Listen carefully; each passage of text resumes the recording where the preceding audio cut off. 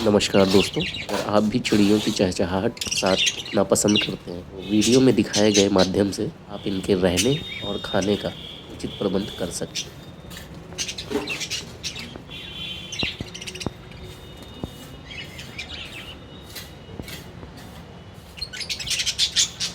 Video अच्छी लगी हो तो लाइक, शेयर और सब्सक्राइब जरूर करें। धन्यवाद।